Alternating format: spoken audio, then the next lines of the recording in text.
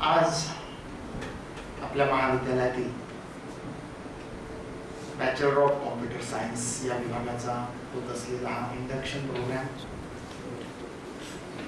त्यानिमित्तानं मंचावर या ठिकाणी माझे सहकारी आणि सायन्स फॅकल्टीचे उपप्राचार्य डॉक्टर संजय ठुबे उपस्थित आहेत. हा BCS विभाग गेली 10 ते 12 वर्ष अत्यंत समर्थपणानं सांभाळणारे, नाव त्यांचं बोर्टे आहे. मूर्ती पण तशी नावाप्रमाणेच आहे, पण काम अत्यंत सचोटीनं आणि प्रामाणिकपणानं करून ज्यांनी हा विभाग बांधायचं काम केलं, हा विभाग समृद्ध करायचं काम केलं. ग्रामीण भागातील एका दुर्लक्षित असलेल्या तालुक्यातलं हे महाविद्यालय आहे. त्या महाविद्यालयामध्ये कॉम्प्युटर सायन्स सारखा विषय सुरू करून तो नावारूपाला आणणं, याच्यासाठी खूप योगदान द्यावं लागतं, खूप एफर्ट्स लागतात, खूप डिव्होशन लागतं, कष्ट करावे लागतात, खूप अभ्यासही करावा लागतो आणि ओठावर साखरही ठेवावी लागते. आणि तसे बोर्टे सर गोड आहेत, कदाचित खूप कौतुक केल्यामुळे त्यांना साखर होऊ नये याची मला भीती वाटते. पण कधी कधी थोडेसे जास्त लाडके असल्यामुळं हट्टी होतात आणि मग लहान बाळाचा हट्ट पुरवावा लागतो, तसं मला काही हट्ट पुरवावे लागतात. बोलटे सर, पण त्यांच्या बरोबरीनं काम करणारी टीम फार महत्वाची आहे. कारण फक्त टीम लीडर जो आहे तो महत्वाचा नसतो, तर ती टीम फार महत्वाची असते आणि हे टीम वर्क असतं. म्हणून या विभागात काम करणारे अनारसे सर असतील, शिंदे सर असतील, तोडमल मॅडम असतील किंवा निंभोरे मॅडम असतील, काल परवाच या ठिकाणी या महाविद्यालयात रुजू झालेल्या सय्यद मॅडम असतील, अशी ही सर्व टीम आहे. आणि ही टीम फार स्वतंत्रपणानं आयसोलेटेड पद्धतीनं BCS विभागात काम करते आहे. असेही माझे सगळे सहकारी आहेत. सगळ्यात महत्वाचं म्हणजे तुम्ही सगळी गोड मुलं, कारण गोड विभागातली गोड मुलं देखील तितकीच गोड असतात. आणि गेल्या 8-10 दिवसामध्ये जे काही तुम्ही शिकला असाल, जे काही आत्मसात केलं असेल, त्याच्यातून तुमचा काही एक विशिष्ट असा त्याविषयीचा भाव तयार झाला, मत तयार झालं. आणि काहींनी इथं येऊन एका शब्दात बरंच काही सांगितलं आणि काहींनी आणखी थोडे जास्त शब्द सांगून प्रतिक्रिया दिल्या. असे तुम्ही जे आता प्रातिनिधिक स्वरूपात पुढे बोलले, ज्यामध्ये ऋतुजा सारखी असेल, तुषार आहे, सचिन आहे, वैभव आहे, मयुरी आहे आणि आमची गोड अशी पूजा आहे की जी कॉलेजमध्ये कुठे दिसली तरी लांबून ओळखू येते. नुपूर सॉरी, लाडाने, की जिच्या चेहऱ्याकडे पाहून सगळ्यांच्या मध्ये एक चैतन्य यावं, इतका तो विरागस हसरा असा चेहरा असतो. तर असे नुपूर आहे. यांची नावं घेतली म्हणून तुम्ही कोणी रुसू नका, तुम्ही सगळेच आहात. फक्त ते पुढे येऊन बोलले, तुमच्या मनातलं त्यांनी सांगितलं. काही मला इथं दिसत आहेत जे आता नुकत्याच ज्या आपण क्रीडा दिनानिमित्तानं कबड्डी स्पर्धा किंवा घेतो आहोत, वेगवेगळे क्रीडा प्रकार, त्यातले बरेच काही दिसत आहेत ना. तू एक आहेस, काय नाव तुझं? मिनल आहे. तुझं नाव काय? प्रिया. अजून कोण होतं खेळायला? तुम्ही दोघी होतात. सांगा तू तू हा तू आता बोललीस. आणखी कोण होतं? एवढंच होतं. तू एक बोललीस नकोच, नाही का? पण ह्या खेळल्या आता म्हणून माझ्या लक्षात राहिले का? पहा कशी आयडेंटिटी असते बरं. 4,500 विद्यार्थी असलेलं हे महाविद्यालय आहे, बरोबर? आणि त्या महाविद्यालयाला एक 7 मुलीचे चेहरे लगेच लक्षात राहिले. काय राहिले बरं? कशामुळे? कशामुळे लक्षात राहिलीची? वेगळं केलं म्हणजे यालाच पर्सनॅलिटी डेव्हलपमेंट. मुळात हायर एज्युकेशन किंवा उच्च शिक्षण याचे जे काही एम्स अँड ऑब्जेक्टिव्ह आहेत त्यातलं पहिलं जर काय असेल, उद्दिष्ट काय असेल, तर 10वी-12वी झालेली जी पिढी असते, किशोर वयातून पौगंडावस्थेत आणि पौगंडावस्थेतून तरुण वयात पदार्पण करणारी आणि तारुण्यात पदार्पण करणाऱ्या तरुणाईची जी सळसळ असते, तिला घडवायचं असेल, तिचा सर्वांगीण विकास करायचा असेल, तर मग उच्च शिक्षण दिलं गेलं पाहिजे. पण उच्च शिक्षण द्यायचं असेल तर त्याचं मुख्य टार्गेट काय, तर पर्सनॅलिटी डेव्हलपमेंट. त्या मुलाचा अष्टपैलुत्व त्याच्यामध्ये यावं, त्याचं व्यक्तिमत्व चौफेर फुलावं, सर्वांगीण त्याचा विकास व्हावा. तुम्ही सगळे कॉम्प्युटर सायन्सचे आहात हे ठीक आहे, आपण सगळे आता विज्ञान आणि तंत्रज्ञानाच्या क्षेत्रामध्ये झालेल्या नव्या क्रांतीचे घटक आहात, हे तितकंच सत्य आहे.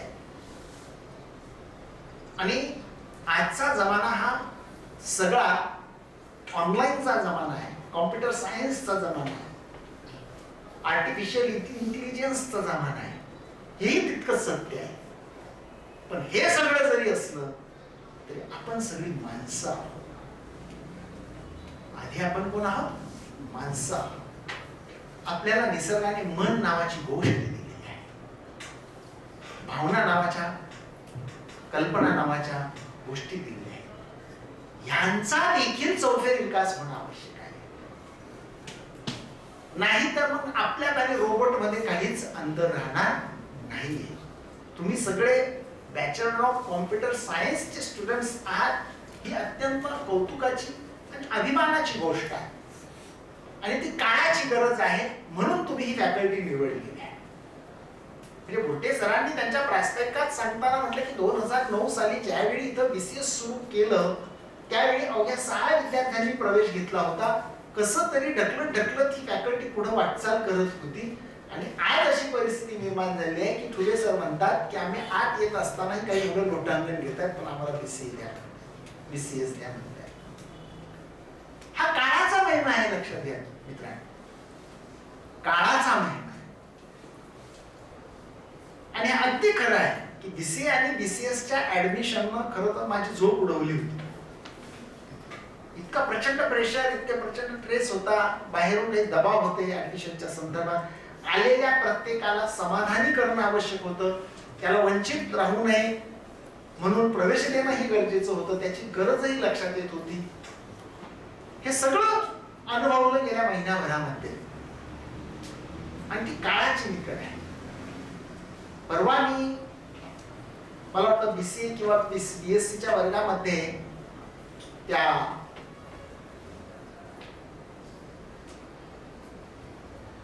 एका कवितेचा या ठिकाणी उल्लेख केलेला होता, गदिमांच्या कवितेचा, गदी माडगुळकरांच्या एका कवितेचा उल्लेख केलेला होता की कालचक्र हे अविरत फिरते, काळ पुढे चालला, कायदा पाळा गतीचा, थांबला तो सा. की एकेकाळी आपण बैलगाडीच्या जमान्यात होतो, एकेकाळी इथं तराळकी करणारा तराळ असायचा आणि तो गावात एखादा जर निरोप द्यायचा असेल, काही घटना घडली असेल, कुणाच्या घरात मयत झालं असेल, कुणाच्या घरात लहान बाळ जन्माला आलं असेल, कुणाच्या लग्नाची काही निमंत्रण द्यायचं असेल आणि ते 10, 20, 30, 40, 50 किलोमीटरवर असलेल्या नातेवाईकाला द्यायचं असेल तर त्या काळामध्ये कोणतीही प्रसार माध्यम नव्हती, कोणत्याही प्रकारचं दळणवळण नव्हतं. तेव्हा गावात तराळ म्हणून एक बलुत्यानं काम करणारा असायचा आणि हातात उंगराची काठी घेऊन हा तराळ मग गावात त्याच्या घरात काय जे घडलेलं असेल असेल त्याचा निरोप देण्यासाठी गाव सोडून बाहेर पडायचा, मजल दर मजल करत जिथं कुठं त्याचे नातेवाईक असतील त्या नातेवाईकाकडे जायचा आणि तिथं तो निरोप द्यायचा. म्हणजे कदाचित आपण विनोदाने असंही म्हणू शकू की एखाद्या घरात जन्माला आलेल्या बाळाची बातमी द्यायची असेल तर त्या बाळाच्या लग्नाच्या वेळेसच निरोप पोहोचत असेल, असं विनोदाने म्हणू आपण. म्हणजे दळणवळणाच्या यंत्रणा कोणत्या नव्हत्या, तंत्रज्ञान विकसित झालेलं नव्हतं. असा एक काळ फार लांबचा नाहीये, 150 ते 250 वर्षापूर्वीचा. परंतु ज्यावेळी इंग्रजांनी या ठिकाणी आक्रमण केलं आणि सत्ता प्रस्थापित केली त्यावेळी त्यांच्या सानिध्यातून आपल्या लक्षात आलं की भारताला देखील एक उज्ज्वल अशी परंपरा होती. भारताकडे देखील उज्ज्वल अशा पद्धतीचं ज्ञान आणि तत्वज्ञान होतं, तंत्रज्ञान होतं. परंतु सत्ता आणि संघर्षाच्या त्या संपत्तीच्या संघर्षामध्ये मधल्या काळामध्ये हे सगळं गेलं आणि अंधाराचं युग अवतरलं. भारतामध्ये तक्षशिला आणि नालंदा नावाची विद्यापीठं कार्यरत होती की जगातली ती टॉपची विद्यापीठ आहे. म्हणजे आम्हाला ऑक्सफर्ड सांगितलं जातं, आम्हाला केम्ब्रिज सांगितलं जातं. त्या काळातलं ऑक्सफर्ड आणि केम्ब्रिज म्हणजे तक्षशिला आणि नालंदा होते की जिथं जगातले लोक ज्ञान घेण्यासाठी येत असत. मोहनजोदारो आणि हडप्पा संस्कृतीचे अवशेष जे सापडले आहेत त्या काळातली नगर रचना, त्या काळातलं सगळं एकूण जर पाहिलं की हा भारत त्या काळात इतका समृद्ध होता. पण मधल्या काळामध्ये सगळ्याच क्षेत्रात आपली पिछेहाट झाली. तो एक वेगळा इतिहास आहे. आणि इंग्रजांच्या आगमनानंतर पुन्हा एक नवी क्रांती, पुन्हा एक नवज्ञान, पुन्हा एक नवतंत्रज्ञान, आधुनिकता, औद्योगिक युग इथं अवतरलं. वाफेचं इंजिन आलं, नंतर मग लाईट आली, तारायंत्र आलं, सगळंच आलं. आणि मग तराळ म्हणून जो कोणी निरोप देणारा होता त्याची जागा पोस्टमनने घेतली. पोस्टमनची जागा तारायंत्रानं घेतली. आता टेलिग्राम नावाचा प्रकार राहिलाच नाही.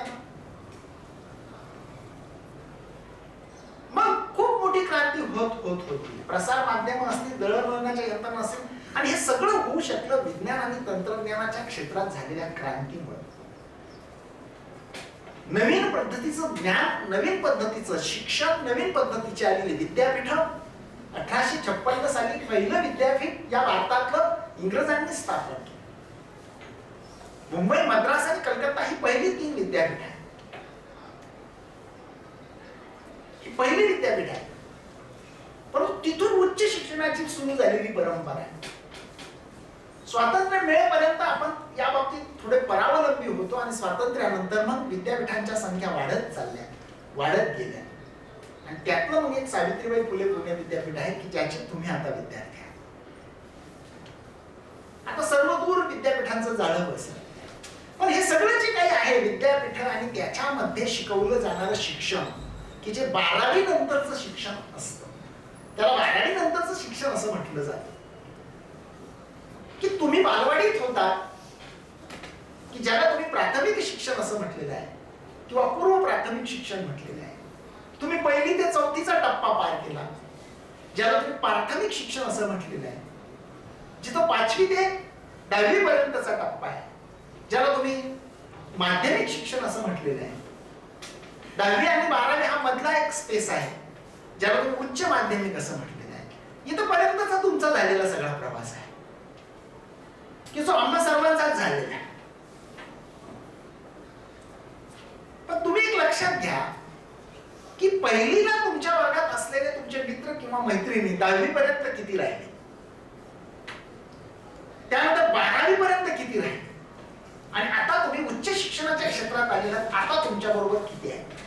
म्हणजे त्यावेळेस जर तुमच्या वर्गामध्ये 60-65 विद्यार्थी असतील, तुमचे मित्रमैत्रिणी असतील, गावातले असतील, तर आज त्यातले फक्त 13 ते 12च फक्त उच्च शिक्षणात राहिलेले असू शकतात. राहिलेल्यांचं काय झालं, ज्याला आपण ड्रॉप आउट. आणि म्हणून तुम्ही त्या भाग्यवान 12-13 मधले आहात जे अजून टिकून आहेत, शिक्षणाच्या प्रवासामध्ये टिकून आहेत. पण जे यातून बाहेर फेकले गेलेले आहेत, पूर्णपणाने बाहेर फेकले गेले, फार दुर्भाग्यशाली. आणि मग 10+2+3 नावाचा जो पॅटर्न आहे त्या पॅटर्न मध्ये आम्ही शिकलो, तुम्ही शिकताय. 10 म्हणजे 10वी पर्यंत, +2 म्हणजे 12वी पर्यंत, आणि +3 म्हणजे 12वीच्या पुढे असलेलं ग्रॅज्युएशन. आता तुम्ही ग्रॅज्युएट होता. ग्रॅज्युएट ह्या शब्दाची जरा माहिती घ्या सगळी. काय आहे ग्रॅज्युएट म्हणजे काय? एक पदवीची वेंडोळी मिळाली म्हणजे ग्रॅज्युएट झालं असं नसतं. ग्रॅज्युएट होणं म्हणजे काय? तर तुमचं व्यक्तिमत्व सर्वांगीण दृष्ट्या खुलणं, तुमच्या व्यक्तिमत्वाला सर्वांगीण पैलू पडणं म्हणजे ग्रॅज्युएट होणं आहे. फक्त तुम्ही पदवी मिळवली आणि पदवीधारक झाला त्याला काय अर्थ नाही. आणि म्हणून या ग्रॅज्युएट होण्याच्या पहिल्याच पायरीवर तुम्ही आलात. या पहिल्याच पायरीवर तुमचं स्वागत तर महाविद्यालयानं केलेलंच आहे. मीही या ठिकाणी पुन्हा एकदा स्वागत करतोय. पण आफ्टर हायर एज्युकेशन काय? आता तर तुम्ही सेकंडरी म्हणजे हायर सेकंडरीतून हायर मध्ये आलेला, पण त्याच्यानंतर काय हा एक प्रश्न आहे. तर त्याच्यानंतर काय हे ठरवायचं वय आणि काळ म्हणजे हा आहे.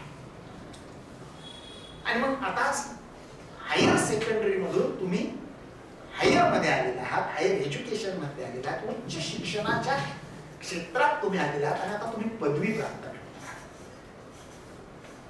आणि ही पदवी प्राप्त करण्याच्या या पहिल्याच वर्षी तुम्हाला 2 डबे जोडण्यासाठी जसं एक मध्ये